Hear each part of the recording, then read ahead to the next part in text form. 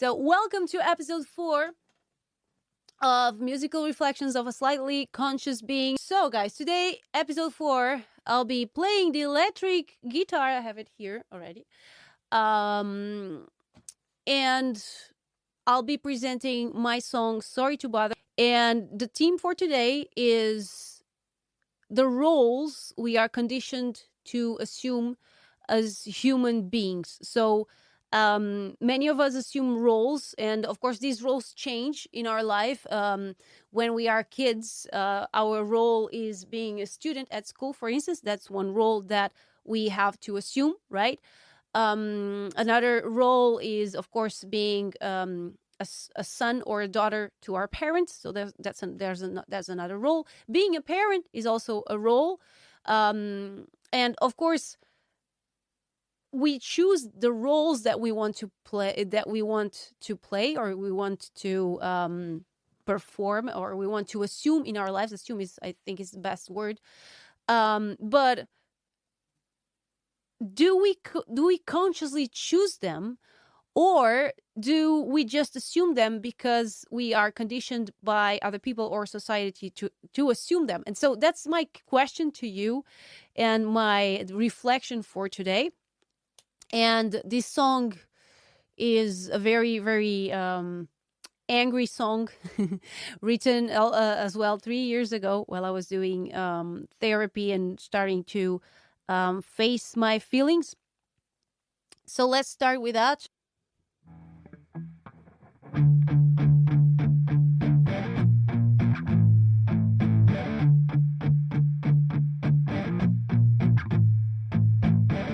Sorry to bother you again. My insecurities, my inability to pretend. I know I promised not to cry, to be normal, to be nice and kind. But I can't help to be. Please excuse desiring honesty. I can't do this anymore. Smile away, girl, happy forevermore. Plastic feelings, so shallow and fake. Sorry to bother you, but I'm just about to break. I can be your lovely wife, a precious little daughter, but I can be your partner in crime. I'll be by your side throughout the slaughter. I just wanna feel again. I'm so tired to pretend I can do this anymore. Smile away, girl, happy forevermore. Plastic feelings, so shallow and fake. Sorry to bother you, but I'm just about to break. To break. To break. To break.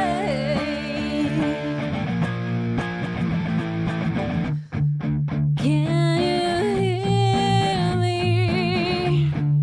Can you save me? I can't do this anymore. Smile away, girl, happy forevermore. Plastic feelings, so shallow and fake. Sorry to bother you, but I'm just about to break. So again, guys, welcome to episode 4 of Musical Reflections of a Slightly Conscious Being. I'm Sandra, a music artist that is on a journey towards consciousness, and I have to take off my headphones because the latency today, I don't know why it shouldn't have, but that's fine. It's just for me. So I just shared my song, Sorry to Bother, and today we are going to talk about the roles we are conditioned to assume in our lives. So this song was written 3 years ago. I was struggling to keep myself together while I was feeling the pressure to assume roles. I was on a very long relationship, and well, 3 years ago we were 13 years, going on 13 years together. And there was pressure. There was pressure from sometimes from friends, sometimes from family. You know, people would ask, "When are you getting married? When are you going to have kids?" And now that I'm not in the relationship anymore, it's clear to me that the reason I never felt comfortable with that, with getting married or even have kids, was because I never felt emotionally safe. So having grown up with emotionally unsafe parents was something very hard on me, and it's something that I didn't want to bring a child into this world, into this unsafe situation. So it was just not a safe place for me, let alone a child. So about getting married, basically was the same thing. Even though I never had the dream of getting married in my life, even before I was with my former partner, um, it was a compromise that I wasn't willing to take because, again, I wasn't comfortable and safe on the relationship. Mark, welcome. How are you? So on this song, I'm going to analyze the lyrics, okay? Because and part by part, because it's a very intricate song. It talks about many things, and so I really want to go verse by verse. So I will read the lyrics first, and then I will go part by part with you.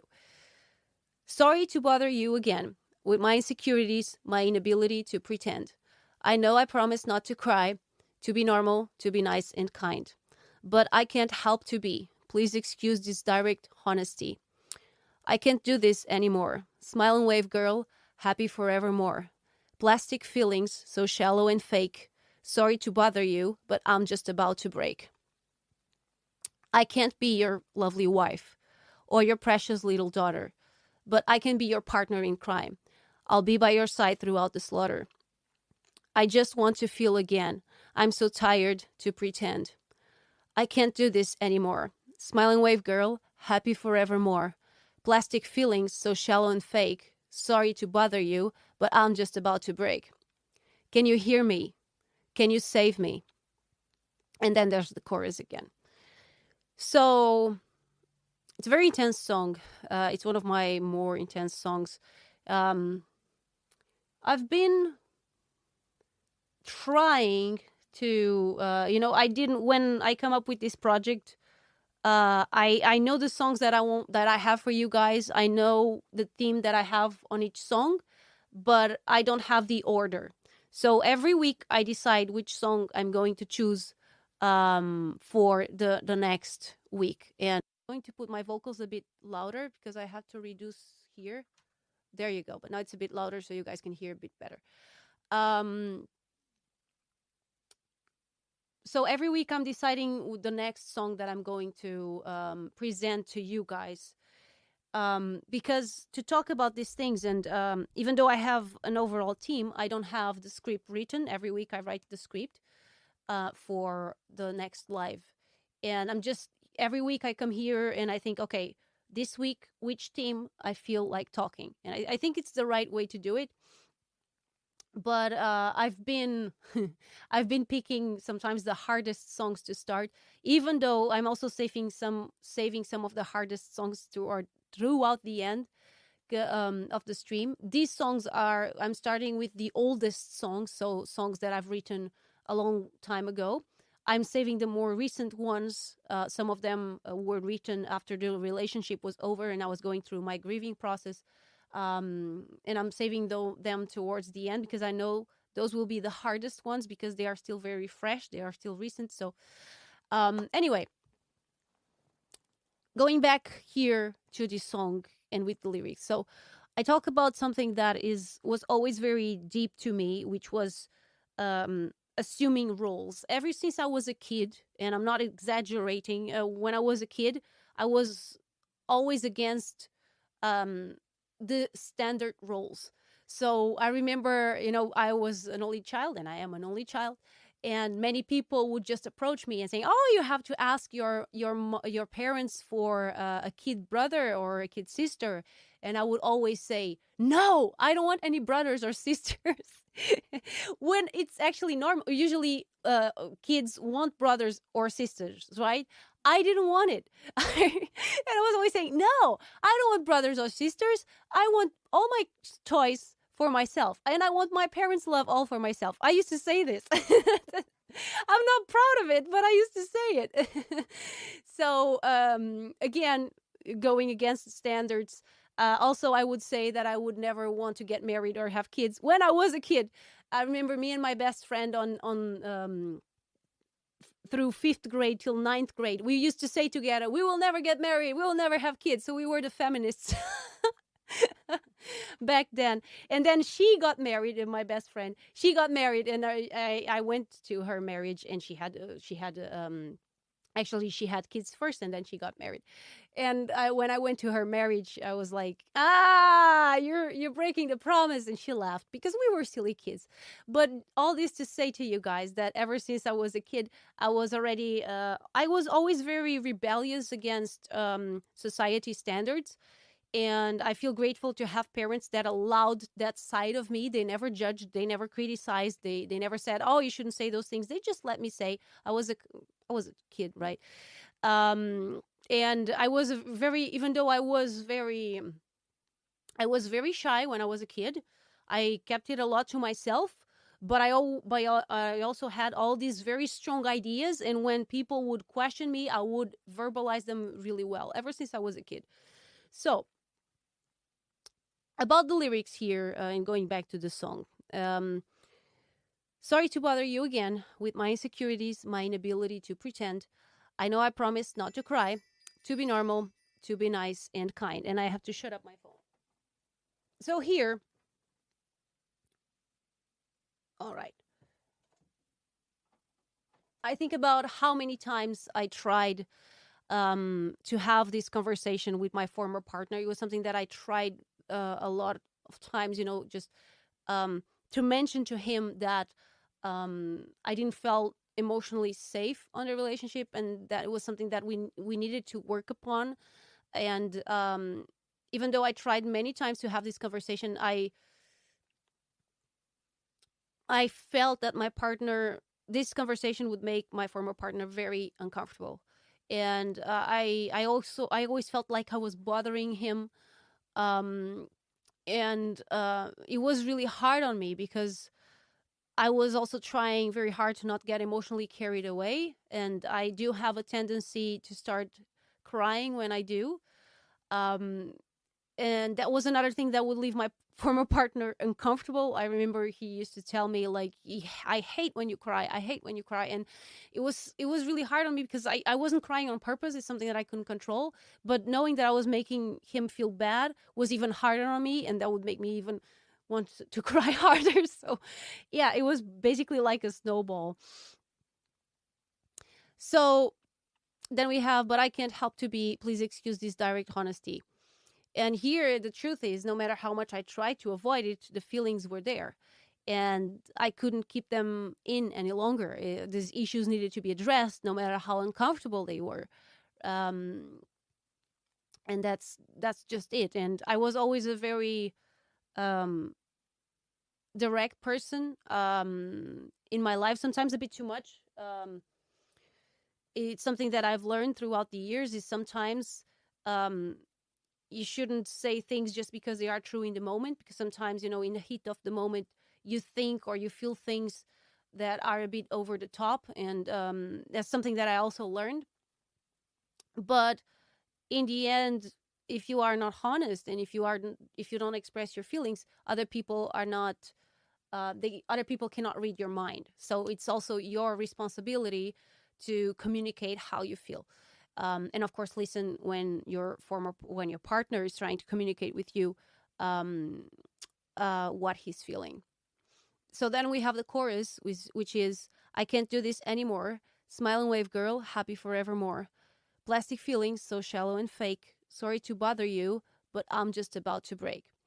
So in here, I show how hard it was for me to hang out with friends and family, pretending to be fine while I was basically screaming inside. And I knew this was going to give in eventually. it was really, really hard. When people ask me, how are you guys? Is everything okay? And I felt like saying no. But yeah, I just had to have like we call it yellow smile in Portuguese. Just have like that yellow smile. Everything's fine. But I'm very transparent. So it was really hard for me to keep a straight face while I was going through all of this. And then on the second verse, goes like this: I can't be your lovely wife or your precious little daughter, but I can be your partner in crime. I'll be by your side throughout the slaughter. So here, I start mentioning some roles. So I mentioned 3 roles actually. I mentioned the lovely wife, which is, of course, relating to my former partner. And I also mentioned the precious little daughter because during this period, I was also struggling with my relationship with my parents, especially my dad. And I always felt on both relationships that I was giving too much without getting enough in return. And then I mentioned the partner in crime. And it's interesting for me to, see this, that I wrote this 3 years ago. But it's interesting for me to see that here, the thing is, I am very, very good dealing with really, really bad situations. Maybe because that's what I was used to deal with growing up, and then on the relationship there was always a lot of drama, and so it was actually the calm times that scared the hell out of me. And I not anymore, but there was a long time that I struggled with the calm periods. I was always like, oh my gosh, everything is so calm. I was expecting for the next thunderstorm, if that makes sense. So that's why I mentioned that being the partner in crime is something that I'm comfortable with, because I can be that person. I can be the person that can be by your side if you are on a crisis. But being a lovely wife or being a little precious little daughter is just something that I never felt comfortable with being. And then I say, I just want to feel again. I'm so tired to pretend. So here is, again, I mean, the pain was so strong that I felt numb sometimes. It was like I was frozen. And I've talked about how there were times in my life that I froze all my feelings toward a person, since I was so hurt that all my feelings were hurt, that all my feelings just froze and they actually stopped existing. Not towards everyone, but towards a specific person. Okay. So I just wanted to feel again. I was so tired to pretend that I was fine. And then we have the chorus again that I already explained. And then we have the part, can you hear me? Can you save me? And here it's just because I felt really unheard and misunderstood. And it was just like I was the savior that was trying to save everyone, but I couldn't even save myself. So, yeah, there you go. That's this song for you. And let me go back. Let me go to the chat a bit before I start talking more about this subject that I have here. And Jetta is here saying hi. So John is saying kids always say what they think. Some of them more than others, right, John? I was a lot like that. Guido is saying, did the pandemics play any role in the writing of this song? That is an interesting question. I do feel it played a role, because my former partner dealt with the confinement. We had the mandatory confinement here in Portugal, and my former partner dealt with it really badly. I didn't, because I was already working at home, so for me it was more of the same. I was fine, but it was really hard on me too to deal with how bad he was dealing with everything. So even though the situation was the problems were already there before the pandemic and before the confinement. But since we were forced to be in the same house together, of course, the feelings just became more evident. So yeah, definitely it put a strain on it. Yes. So Danny, hi! I'm fine, how are you? Nice to see you here. Hambo, hello! Welcome, Hambos. Okay. So now going back to this subject. So again, today I'll be talking about the roles that we sometimes assume in our lives, because at some point we were conditioned to believe we needed to assume them, many times by society or other people's standards. So like I was mentioning, during my relationship, I felt the pressure to get married or to have kids. And also before, and even, living in a city, and I lived in Coimbra.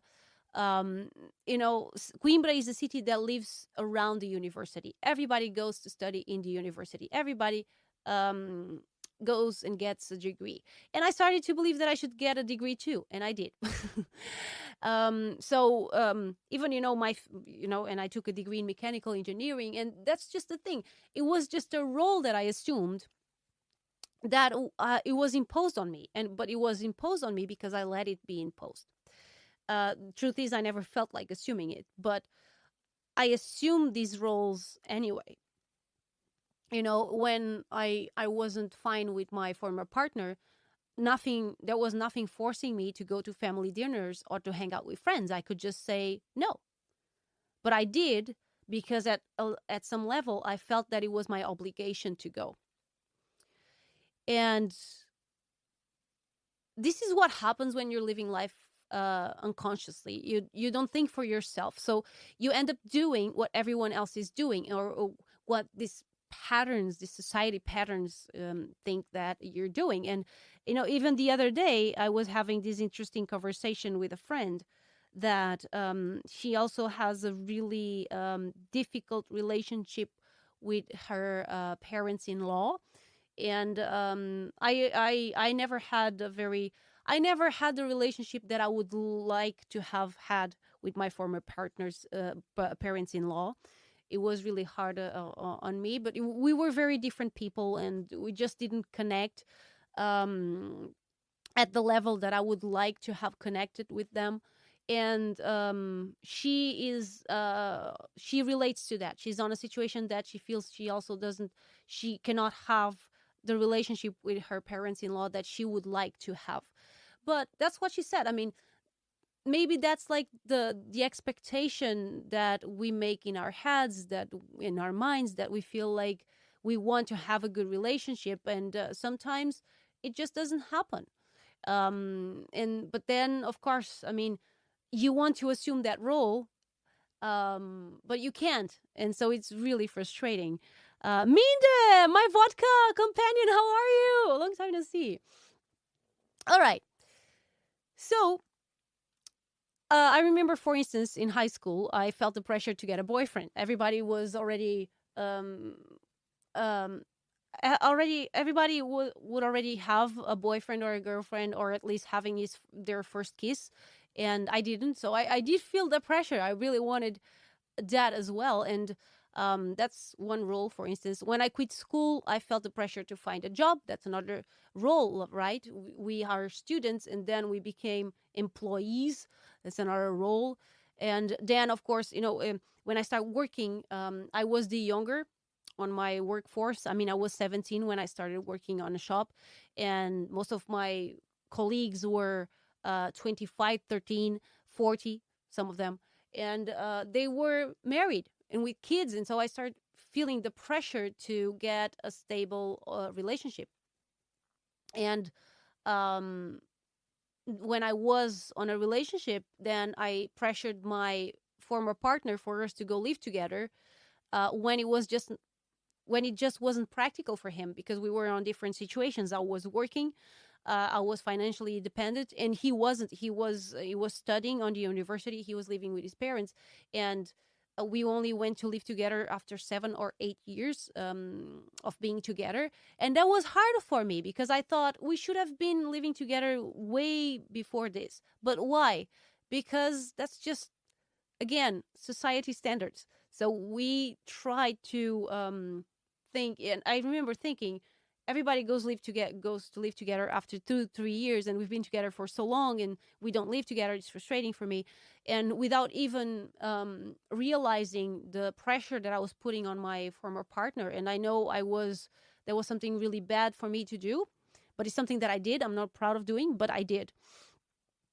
um So basically, there's this formula that is imposed on us ever since we were born, right?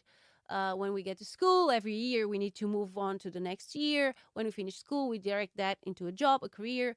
And on life, it's just like that, get a partner, get married, have kids, buy a house, things like this. And lately, I've been meeting more and more people that have chosen not to be on a relationship nor having kids.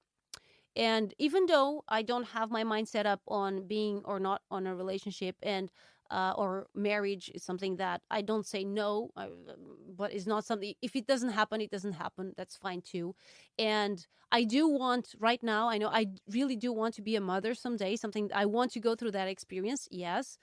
But I can really appreciate um, knowing people that want to follow their own way instead of the norm, because we are not simple animals that just need to reproduce and have kids, and right, there's more than that. So why do we judge others when they just want to do their own choices, right? So unfortunately, this type of conditioning is present everywhere. We see ads that condition us to buy and consume products, for instance, movies about finding the perfect partner, living happily ever after, right? Whole series and reality shows about dysfunctional people and relationships. So we are conditioned to believe that life is like this. And talking about specific examples, I remember being called dumb by a family member on my former partner's side when I mentioned that I didn't want to get married. And her reason why we should get married was to get the gifts and the money people give at weddings. So I was dumb for not wanting to get married because that way I wouldn't get money and gifts. Like, is that even a valid reason for getting married? Because it's not for me. Anyway, another case, this time on my family side. So I remember a family member on my side of the family mentioning that it was time for us to have kids, and that I could always cause a fortunate accident for that to happen, because she was assuming that not wanting to have kids was my former partner's idea and not my own as well. So she was mentioning, you could forget to take the pill, and not mentioning anything. And it's just say, it's like awful, right? It's so awful. Like what an awful thing to do to someone. But that's just the insanity of this role assuming, right? So it's interesting also to see that when you question people why we should do what they think that we should do, the reasons they come up with just say it all, right? It's just so silly reasons, because basically they are trying to impose that on us because that's what people do. That's mostly the main reason. So there's a saying in Portuguese that I find very funny. It's an expression that you say to someone that, when kids do stupid things and then they say, oh, I just did it because my friend also did it, right? And there's a saying that we say is that, well, if you see someone jumping down a well, would you jump too? And this is exactly my point. And I'm not saying that following society's standards is always bad, because it's not. I mean, if you want to get married or have kids or have a standard job, go ahead. I mean, if it makes you happy, satisfied, fulfilled, that's all that matters. The issue here is assuming that we are all the same, that something that makes us happy will make other people happy. And then we are trying to force or impose on other people things that makes us happy and satisfied and fulfilled. So another example, ever since I started to open myself spiritually, I've met many people that work on spiritual areas, such as Reiki, light therapy, holistic psychology, so on. And the thing is, even though I am a very spiritual person at this point in my life, I am also a very practical and down-to-earth person as well. And this allows me to see a parallel between the spiritual and the physical world. And I do feel they work together. I do feel like you don't have to be on one side or another. You can use both. They work together harmoniously anyway. So I do feel the trick, not a trick, but I do feel it's in the balance. It's a balance. But one thing that I noticed is that many people that work on the spiritual field sometimes start judging other people just because they are not spiritual themselves.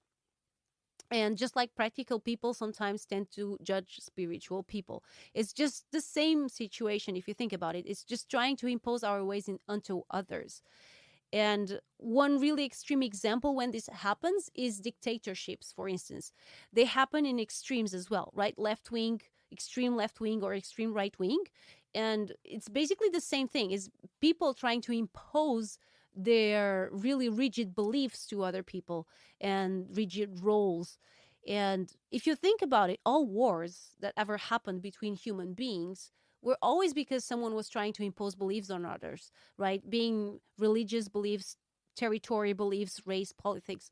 And when we impose roles on others, basically we are doing the same thing on a smaller scale. But it's the same thing. It's the same thing if you think about it. And it's also interesting to see that the more rigid we become in our roles, the more roles we assume, the more roles we try to impose on others. Because in the end, if we assumed those roles ourselves, what right do others have of not doing the same? And this is deep, isn't it? Um, Someone that doesn't assume usual roles challenges us to look inside. I do feel like a reason that, there are some women that dream of becoming a mother their own lives, and there's nothing wrong with that. I mean, if that's their dream, go ahead. But sometimes those women have a really, really hard time understanding other women that don't want to have kids. And it's okay if they don't understand, but sometimes they don't respect as well. And sometimes they're like, oh, there must be something wrong with her because she doesn't want to become a mother, she doesn't want to have kids. And why is that? Why is it so hard on them if other women do not want to have kids? Maybe because that challenges them to think about, okay, why was so important for me to wanting to have kids, right? So that's what happens, when you don't assume usual roles, you challenge other people to question the roles they were assuming because you refuse to assume them, right? So I noticed this sometimes in my life, since I was a person that always questioned a lot usual roles.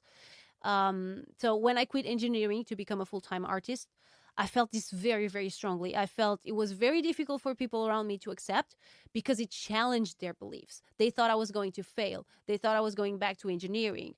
And they questioned me, why are you doing this? You shouldn't do this. I mean, what are you thinking about? So I also felt this when I quit the relationship I was in. I felt that there were other people that were around me, some friends that were on long relationships as well. They didn't get why. They kept thinking, oh my gosh, you must have had a really, really strong reason. What happened? I remember getting a lot of questions. What happened? What happened? Because they were trying to find a really, really strong reason for me to leave the relationship, when the truth is there were many factors that led to that decision. And I remember my dad didn't even believe me at first when I told him that we were breaking up. And I remember him saying, "Oh, but can't you work it out? Can't you guys figure out a way to stay together, compromise?" And I do understand why he said it, why it was so uncomfortable, why it was so weird for him.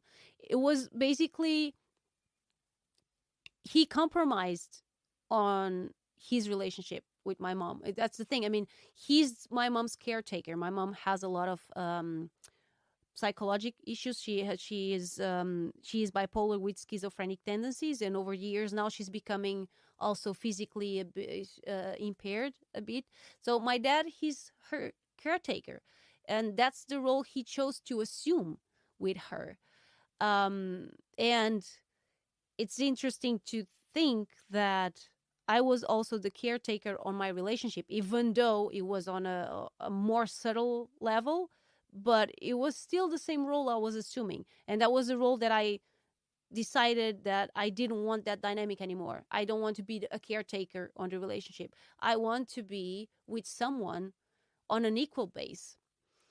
But it's interesting to see that maybe because I grew up with this pattern with my parents, that's why I was so many years on that situation, because it was familiar to me. And that's when I started to realize that, that's when I started to get my things together, get my feelings together, and decide that, okay, this is the role I was conditioned to assume in my life. But it's not the role I want to play. It's not what I want for my life. And so when you start realizing these things, these roles, you start getting your free will back, because you think you are doing this on free will. I didn't decide to be the caretaker on the relationship, at least not consciously. I decided on an unconscious level, yes.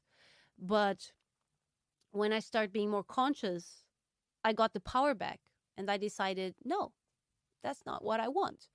And I tried to communicate that with my former partner. I tried to make him see that. And in the end, he basically was very clear. And it was clear to me that he wasn't available to be with me on a relationship in the way that I would like it to be.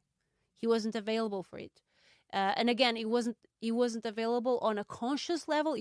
This was all unconscious on his side. But since I was very aware and very conscious, I could see it, even though he couldn't communicate that with me. I could feel it and I could understand. And that's how I got the power back and decided to quit. And that was it.